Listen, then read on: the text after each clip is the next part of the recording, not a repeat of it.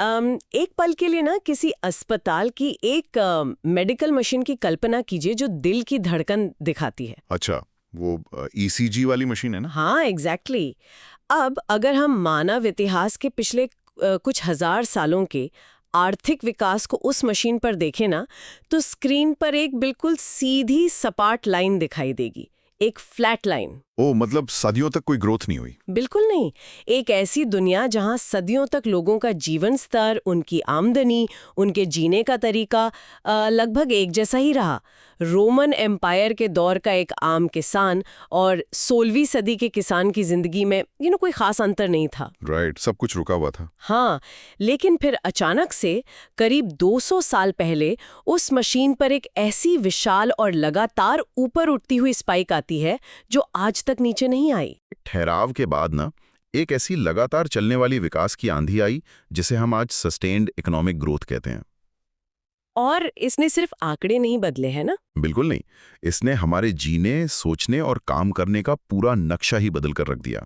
इसी हैरानगेज बदलाव को समझने के लिए ना आज की इस डीप डाइव चर्चा में हम 2025 के इकोनॉमिक साइंसेस के नोबेल प्राइज से जुड़े रिसर्च पर बात कर रहे हैं, जिसमें जोएल मोकियर, फिलिप आग्यून और पीटर हावर्ड के शोध शामिल हैं। हाँ, और हमारा मेन मकसद ये समझना है कि मानवता ने उस लंबे ठहराव को आखिर तोड़ा कैसे, और कैसे नए आविष्कार पुरानी चीजों को तबाह करके लगातार आर्थिक विकास को जन्म देते हैं। राइट, तो चलिए इसको थोड़ा और खोल कर देखते हैं। सबसे पहले उस फ्लैट लाइन वाले दौर की बात करते हैं। देखो, इस कहानी की शुरुआत में ना एक भ्रम को दूर करना बहुत जरूरी है। हम अक्सर सोचते हैं कि पुराने जमाने में आविष्कार होते ही नहीं थे। हाँ, लाइक हमें लगता है सब अंधेरे में जी रहे थे। एग्जैक्टली। लेकिन सच तो ये है कि ग्रीस, रोम या प्राचीन चाइना में काफी बड़े आविष्कार हुए थे। हाँ। विंडमिल ले लीजिए, प्रिंटिंग प्रेस या भारी हल, इन्हें मैक्रो इन्वेंशंस कहा जाता है। अच्छा, बड़े लेवल के आविष्कार। हाँ, पर दिक्कत ये थी कि ये आविष्कार एक चमत्कार की तरह आते थे, थोड़ा बदलाव आते थे, और फिर उनका असर खत्म हो जाता था। विकास वापस उसी ठहराव पे आके रुक जाता था। यानी इंजन स्टार्ट तो होता था पर गाड़ी ज्यादा दूर तक नहीं जाती थी। सही पकड़ा आपने, बस स्टार्ट होके बंद हो जाती थी। टी के दौर में पूरी हो गई। जोएल मोकियो की रिसर्च इस मुद्दे को बहुत बखूबी समझाती है, जहां तक मैं पढ़ रही थी। हाँ, मोकर का मानना है कि पिछले समय में लोगों को ये तो पता था कि कोई नई टेक्निक काम कर रही है, पर ये किसी को नहीं पता था कि वो काम क्यों कर रही है। मतलब उनके पास साइंस नहीं थी उसके पीछे की। बिल्कुल। मोकर ने इसको ना दो तरह के ज्ञान में बांटा है। पहला है प्रोपोर्शनल नॉलेज, यानी किसी चीज के पीछे का विज्ञान, उसके काम करने का सिद्धांत। और दूसरा? दूसरा है प्रिस्क्रिप्टिव नॉलेज, यानी उस चीज को बनाने या इस्तेमाल करने की व्यवहारिक जानकारी। एनलाइटनमेंट या ज्ञानोदय के दौर में इतिहास में पहली बार इन दोनों का एक असाधारण मिलन हुआ। ओह, मतलब पहले ये दोनों अलग-अलग दुनिया थे। हाँ, दार्शनिक और वैज्ञानिक अपनी लैब में बैठे रहते थे और किसान या कारीगर अपने खेत और कारखाने में। उनकी आपस में कोई बात ही नहीं होती थी। इसको हम एक काफी बेहतरीन उदाहरण से समझ सकते हैं। ये बिल्कुल वैसा ही है जैसे एक तरफ किसी के पास खाना बनाने की पुरानी पुश्तैनी रेसिपी हो, है ना? राइट, एकदम प्रैक्टिकल जानकारी। हाँ, और दूसरी तरफ किसी को कुकिंग की डीप केमिस्ट्री पता हो, जैसे कि नमक और पानी का मिलन कैसा रिएक्शन करता है या हीट से प्रोटीन कैसे बदलता है। वाह, ये बहुत सही एनालॉजी है। क्या ना? जब ये दोनों मिलते हैं तभी कोई मिशेलिन स्टार डिश तैयार होती है। और सबसे बड़ी बात, वो लगातार बेहतर होती जाती है, क्योंकि अगर आपको केमिस्ट्री पता है तो आप रेसिपी में नए एक्सपेरिमेंट कर सकते हैं। एकदम सटीक। और यही साइंस और प्रैक्टिस का मिलन ही वो इंजन था जिसने उस हजारों साल की फ्लैट लाइन को तोड़ा।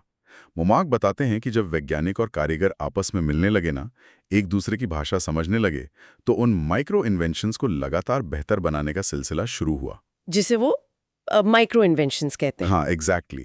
स्टीम इंजन तो बन गया, पर उसको सालों तक और एफिशिएंट बनाने का काम इन्हीं छोटे छोटे माइक्रो इन्वेंशंस ने किया। पर देखो, मेरे दिमाग में एक सवाल घूम रहा है यहाँ। बोलिए। ये दोनों चीजें अचानक ब्रिटेन में ही क्यों मिली? उस वक्त फ्रांस के पास भी तो बेहतरीन वैज्ञानिक थे ना, और चाइना के पास बहुत बड़ा आर्थिक ढांचा था। फिर ब्रिटेन ने ही इस रेस को क्यों जीता? ये बहुत ही डीप सवाल है। इसका जवाब सिर्फ बड़ी बड़ी किताबों में नहीं, बल्कि उन किताबों को पढ़कर मशीनें बनाने वाले लोगों में छिपा है। मोकी की रिसर्च बताती है कि ब्रिटेन के पास एक ऐसी चीज थी जो बाकी दुनिया के पास उस पैमाने पर नहीं थी। क्या था ऐसा उनके पास? कुशल कारीगरों, इंजीनियर्स और मैकेनिक्स की एक बहुत बड़ी फौज। इन्हें टिंकरर्स या इम्प्लीमेंटर्स कहा गया। अच्छा, जो जमीन पर काम करते थे। बिल्कुल। ये वो लोग थे जो ब्लूप्रिंट्स पढ़ सकते थे, गियर्स की प्रिसिजन समझते थे और थ्योरी को आखिरकार असलियत में बदल सकते थे। जिसमें जेम्स वॉट और रिचर्ड आर्कराइट जैसे बड़े नाम शामिल है, राइट? हाँ। पर सिर्फ बड़े नाम ही अकेले इतना कुछ तो नहीं कर सकते ना। नहीं, और यही तो सबसे खास बात है इसकी।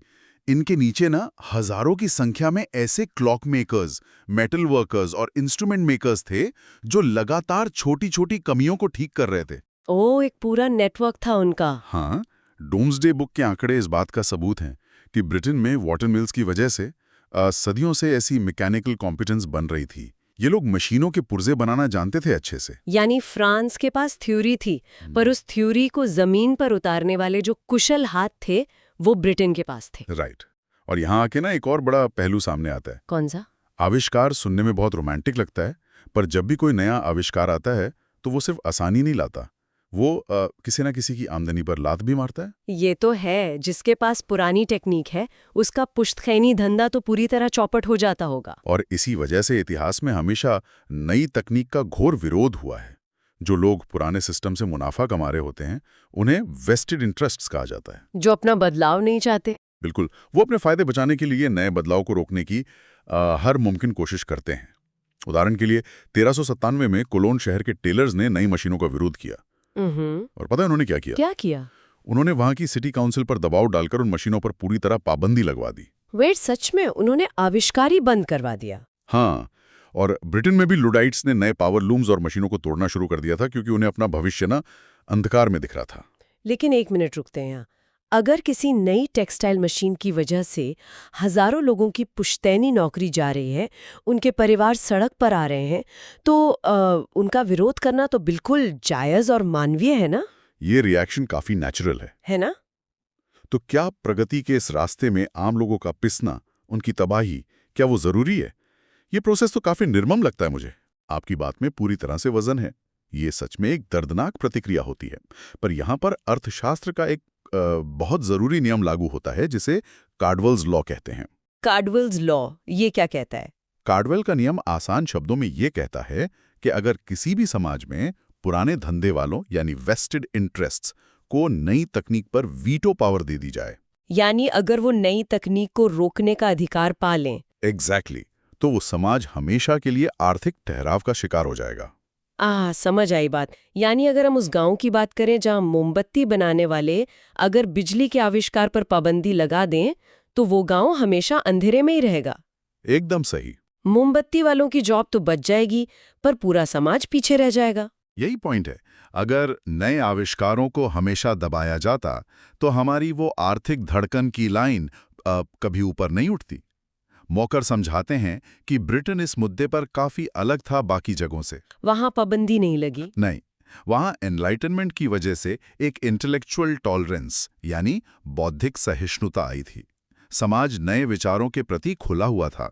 और सबसे बड़ी बात, ब्रिटिश पार्लियामेंट जैसे संस्थानों ने इन रुकावटों को दूर करने में काफी अहम भूमिका निभाई।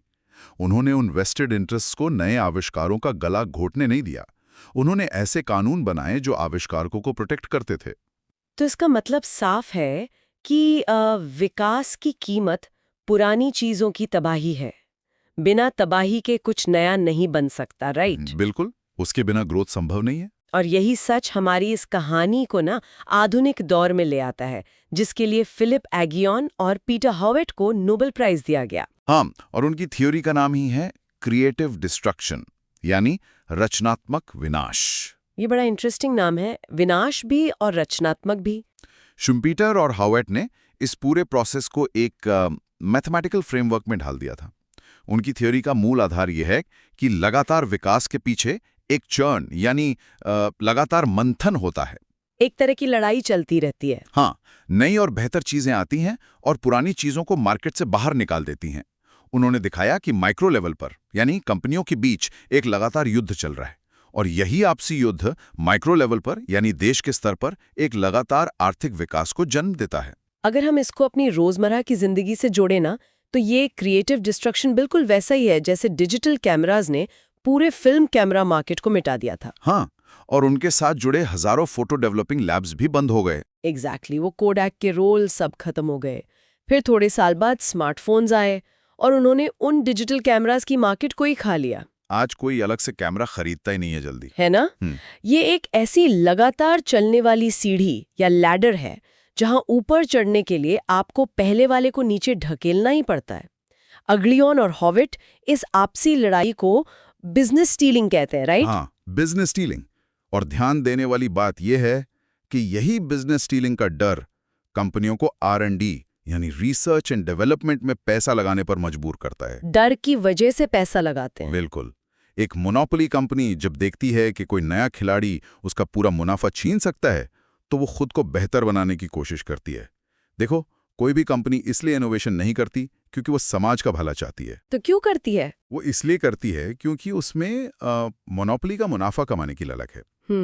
पर इस निजी स्वार्थ की लड़ाई में ना समाज का बहुत बड़ा भला हो जाता है। एक स्पिलओवर इफेक्ट होता है जहां नए लोग पुराने ज्ञान के कंधों पर खड़े होकर कुछ और नया बनाते हैं। लेकिन इस लॉजिक में मुझे एक छेद नजर आता है थोड़ा सा। कैसा छेद? जो कंपनी अभी मार्केट पर राज कर रही है, जो इनकम्बेंट है, हाँ। वो खुद ब खुद कोई बहुत बड़ा रेडिकल इनोवेशन क्यों नहीं करती? उसके पास तो सबसे ज्यादा पैसा और रिसोर्सेज होते हैं।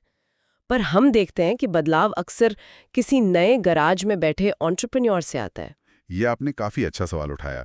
इसे अर्थशास्त्र में ना एरो रिप्लेसमेंट इफेक्ट कहा जाता है। एरो रिप्लेसमेंट इफेक्ट, ये क्या होता है? इसे ऐसे समझिए, अगर एक कंपनी हर दिन 100 टाइपराइटर्स बेचकर बड़ा मुनाफा कमा रही है और वो अचानक कंप्यूटर इन्वेंट कर लेती है, तो अगर वो कंप्यूटर बेचने लगती है तो वो दरअसल अपने ही टाइपराइटर्स की मार्केट खत्म कर रही है ना।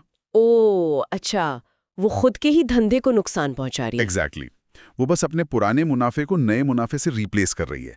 उसका नेट गेम बहुत बड़ा नहीं होगा इसमें। जबकि एक नई स्टार्टअप कंपनी के पास तो खोने के लिए कुछ नहीं है। अगर वो कंप्यूटर बनाती है तो वो टाइपराइटर कंपनी के पूरे 100 ग्राहक छीन लेगी। उसका नेट गेन 0 से सीधा 100 पर जाएगा। एकदम सटीक। इसलिए नए एंट्रेंट्स हमेशा ज्यादा रिस्क लेते हैं और रेडिकल बदलाव लाते हैं।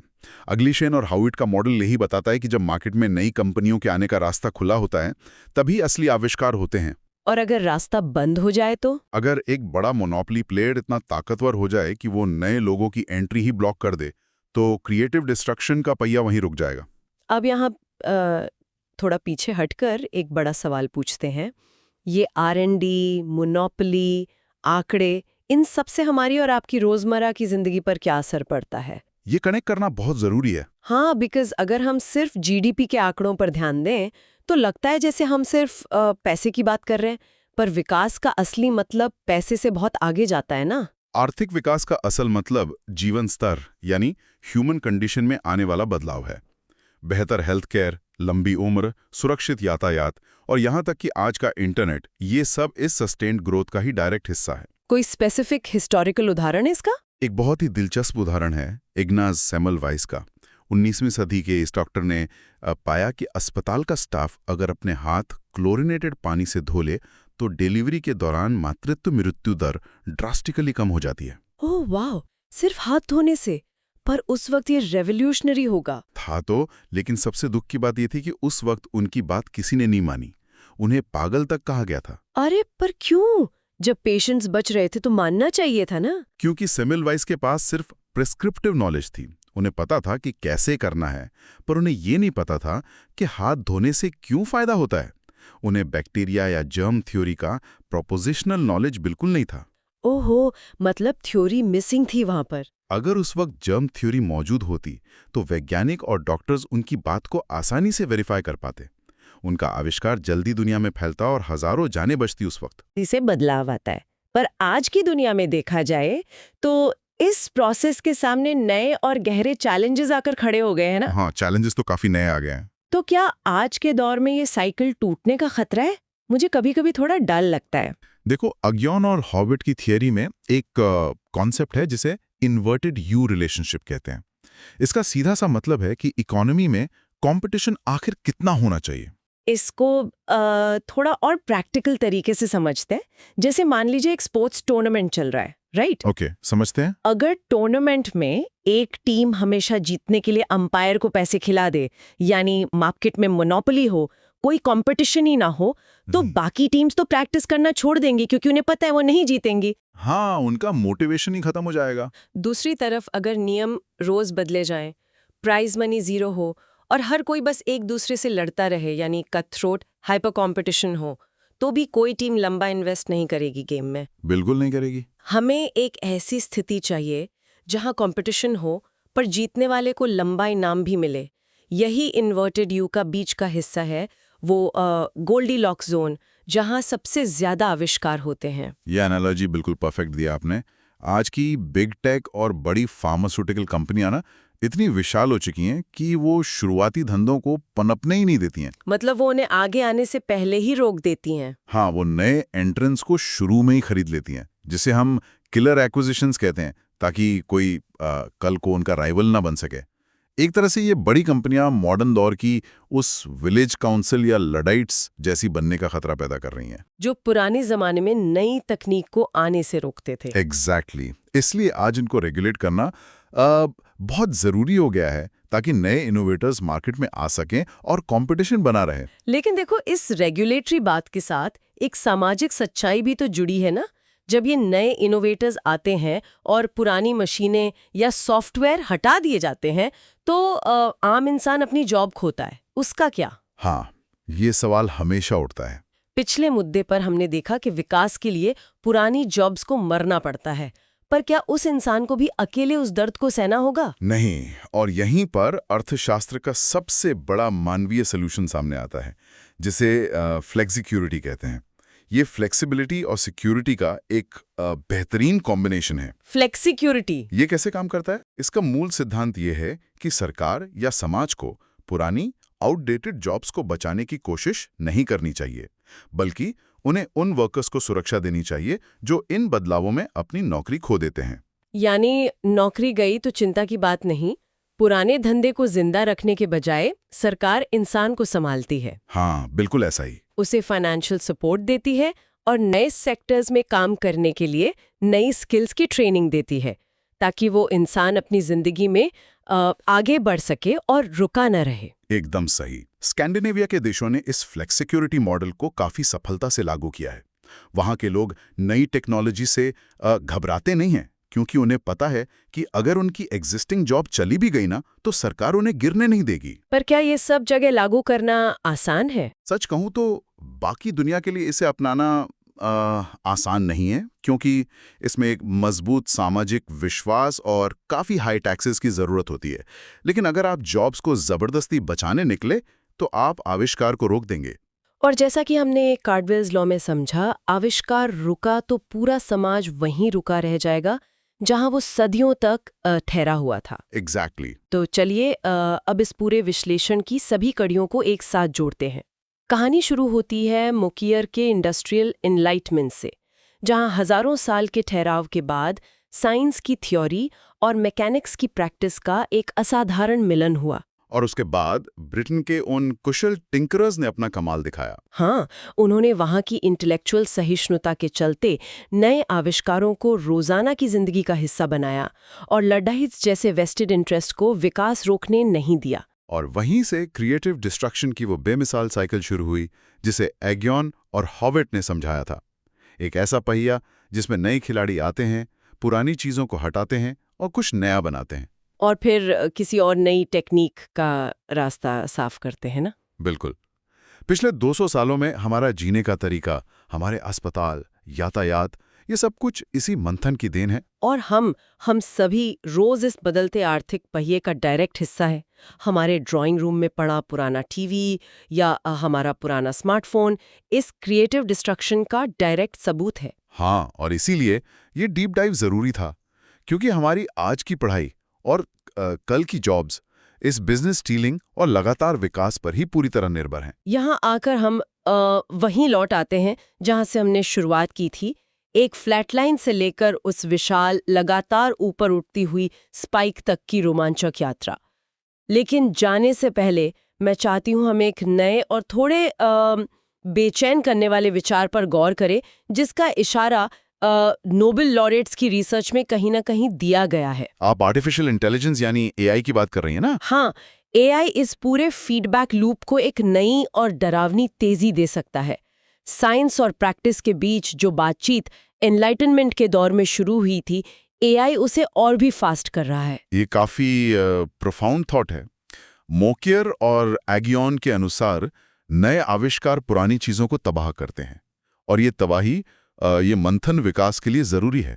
पर क्या होगा अगर एआई इस क्रिएटिव डिस्ट्रक्शन की रफ्तार को इतना बढ़ा दे कि नए आविष्कार सदियों, दशकों या सालों में नहीं, बल्कि हर महीने या हर हफ्ते पुरानी चीजों को तबाह करने लगें? वो हाइपर क्रिएटिव डिस्ट्रक्शन का फेज होगा। एग्जैक्टली। तो क्या हमारा समाज, हमारी एजुकेशन सिस्टम और खुद हमारा दिमाग इस इतनी तेज रफ्तार को झेल पाएगा? क्या हम विकास की एक ऐसी तेज आर्थिक सीढ़ी बना रहे हैं जिस पर पांव रखने से पहले ही अगला स्टेप ही गायब हो जाएगा? और सबसे बड़ा सवाल, क्या फ्लेक्सिक्योरिटी जैसे सिस्टम इस इतनी तेज रफ्तार तबाही और निर्माण को कभी हैंडल कर पाएंगे? यही तो पॉइंट है। ये कुछ ऐसे सवाल हैं जिन्हें आने वाले कल को ही सुलझाना होगा, क्योंकि विकास की वो स्पाइक जो 200 साल पहले ऊपर उठना शुरू हुई थी ना, वो अब रॉकेट बनने वाली है। बिल्कुल, ये आगे का रास्ता और भी अनप्रिडिक्टेबल होने वाला है। इस डीप डाइव में हमारे साथ जुड़ने के लिए शुक्रिया। कीप क्वेश्चनिंग और सीखते रहिए।